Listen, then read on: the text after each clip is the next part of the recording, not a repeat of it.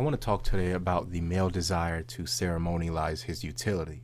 I believe that the male has some kind of latent desire to justify his own extortion. And this can be seen every time a man, when asked to do something by a friend he might enjoy, responding proudly that he has to check first with his wife. And they'll say this in this bragging fashion, almost as if to boast about the fact that the price of marriage was his ability to have fun doing things he might enjoy. In his natural state, the male wants freedom above all other things, and the only thing powerful enough to even begin to compete with this drive is his drive to reproduce. In fact, I believe that man is in and always has been hindered between an inner conflict between his freedom and his desire for reproduction, the creative spirit versus the animal bull in rut, obsessed with nothing but sex and more sex. It is in the latter where the male mother need rests, and in the former where all manner of male adventure and discovery resides. The weekend with the guys, the muscle car restoration in progress, the man cave, the tools in a man's garage, the hunting trip. I mean, we can even ask ourselves, why do human men continue to hunt in modern society? A quick trip to any grocery store will give him poultry and fish and beef and pork. It is in fact more expensive to buy a hunting rifle and deer scent and camouflage and tree stands. Why does he continue to hunt? He hunts to simulate his freedom. He goes there for the quiet of nature, the quiet he will never get at home with his wife, or at work where he spends his time earning continued access to his wife. It symbolizes to the married male what could have been, what he gave up for the chance to reproduce, which invariably and especially in the patriarchal family unit requires the subsidy and maintenance of a female, and an infantilized female at that, which is no more developed than the children he garnered from her. It can be summed up in the following statement. You can start a family, you can find a wife, you can have some kids. It might fill you with some sense of accomplishment. It might even make you happy more often than not. But there will always be an unshakable feeling that you gave something up. Thus, the thinking man, the man going his own way, must ask himself what he really wants. He must make the choice, and in doing so, he must understand the great lengths to which society will go to tell him it is his mission in life to sacrifice for queen, for country, for family, forever, while admitting that society will not, in any capacity, sacrifice for him. And so the ceremony begins, and we will now address the romanticization of marriage, the pretend worship from society of the good family man, the mischaracterization and worship of the bond between men and women, etc. Understand that in the family unit, all things are made possible by virtue of the male husband and father. Now, as I've said previously, any patriarchal family unit, due to hypergamy reassertion, will result in female sacrifice to society at large, other than reproduction eventually converging to zero. The family unit, being the standard unit of civilization, is no different. The female has traded her sex and reproductive ability. Hypergamy reassertion assures that this will be her only sacrifice that she will have to make. This is a simple biological function that will never and has never been equal to the efforts of the male. And so, just like marriage, female reproduction must be made to appear vastly more important than what it actually is. It is repackaged as the divine feminine, the power to confer life, etc. And I've even heard comparisons that the female has sacrificed as much as men have in the construction of civilization because she risked death in childbirth. Now it takes seconds to realize that such risk was always a varying degree of minimal.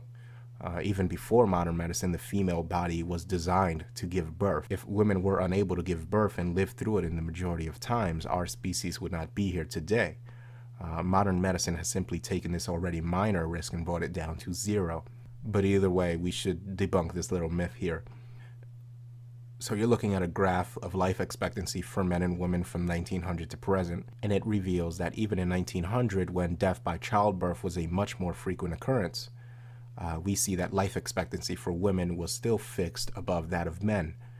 And looking at another graph here of the rates of female death due to childbirth from 1900 onwards, it shows us that female death due to childbirth did not begin to decrease dramatically until about 1935, which leaves us with 3.5 decades of data where death during childbirth was a possibility for women and where the life expectancy for women remained higher than it did for men.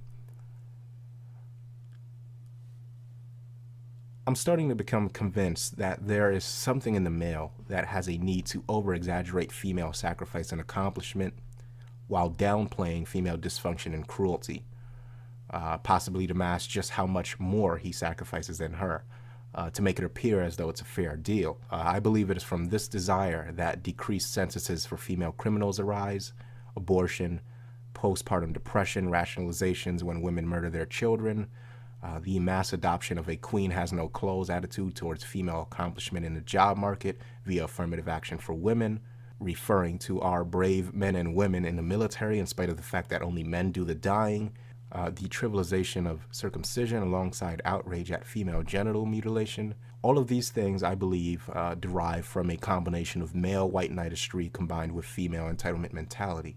You know, it's not simply women that cause this problem, but the men that are willing to make a comparison with a straight face between childbirth and getting shot in war or killed on an oil rig. It's the men that make comparisons like this that truly refuse to treat women as real equals with all the responsibilities that this implies.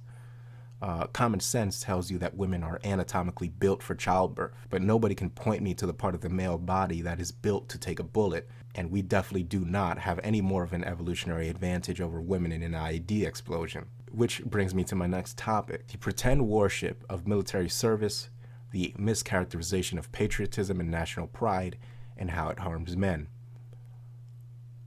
Civilization, as I've previously described, is nothing but hypergamy on a much larger scale than the matriarchal model, where a handful of alpha males get access to the majority of women.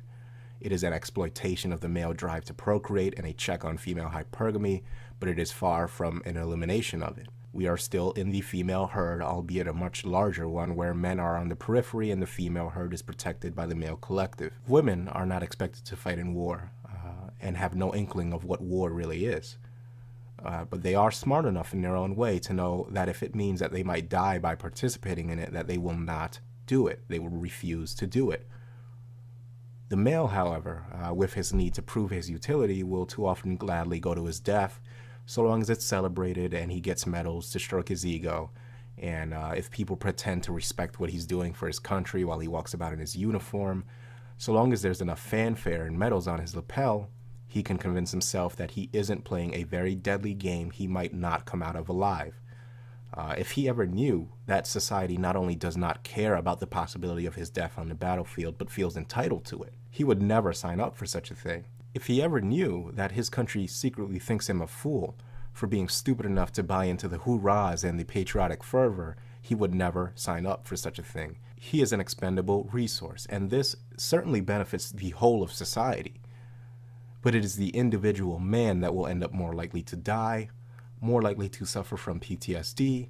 Society won't tell him that all the shooting and killing he will do in war will most likely leave indelible marks on his soul, or that society will forget his sacrifice real fast once he's done with his tours of combat. And they also won't tell him that he's more likely to end up homeless, or more likely to stick a gun in his mouth because he can't get over what he had to do to survive in war. Again, this male disposability is very, very good for patriarchal civilization, but very, very bad for the individual male. So that brings me to the next concept that I want to introduce, which is the evolutionary pussy pass, which can be given as follows. The use of evolutionary psychology to imply or uphold the status quo as opposed to gaining an understanding of evil psyche for the purposes of counteracting the parts of it that contribute to misandry and male disposability. It's not enough to say that men are disposable because of XYZ. You can tell us why society views us as disposable all you want, and we already know this. What I'm doing here is telling men to reject it and starve the system completely, meaning that it is perfectly normal to speculate as to why unisex combat units would be disastrous based on the evolutionary protector instinct of the male for the female. But when one goes a step further to say that women should not in 2012 be required to, if they expect the same pay and promotions as male soldiers, to go into combat in gender-segregated units to fight and sometimes die just as men do, then that's a pussy pass based on evolutionary theories that will result in unnecessary male death. No amount of evolutionary drive is going to surpass an enemy soldier's prime biological directive to kill or be killed. The only instinct that reigns supreme on a life or death battlefield is the one to live, and enemy soldiers will put aside any reservations to shoot and kill a female soldier when it means that not doing so might cost them their lives.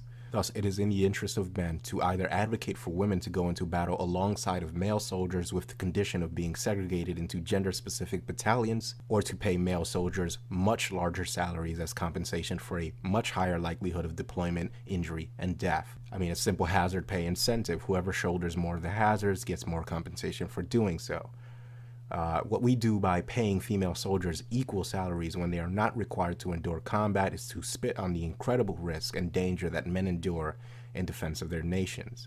And I go even further in advising men to refuse to protect his nations, refuse to fight in wars completely. I'm not saying that you shouldn't know your way around a gun or you shouldn't know how to defend yourself, but again, defend yourself and nobody else. The only exceptions are, of course, whoever you choose, family, friends, so on and so forth. Now, this is my advice. You don't have to take it. But if you become a victim of the consequences of not heeding this advice, remember that it is on you. Nobody else is responsible for your need to see if fire really does burn you. And the same goes for work and what you choose to do with your money. I mean, not only does the danger of marriage and divorce and alimony exist, but understand that to reproduce with a woman today means that invariably you will have to take her on as some sort of liability in one form or another. I mean, if you wish to slap a happy little name on it and call it a traditional relationship, you can, but remember, bottom line, you will do the majority of the work, pay the majority of the bills, and all she's going to give you in return is sex, which you can get without a relationship, or maybe some children, which ultimately belong to her in the state anyway. Do not fall for the trap, my fellow men. Cinderella does not exist. She never has. Your little cupcake isn't special, and she ain't traditional when it comes to anything that isn't convenient for her. Let me ask the people in these traditional relationships, how many of their unique little flowers were virgins when they met them? I guess that part of traditionalism got lost somewhere in the fine print. So I really gotta say for now.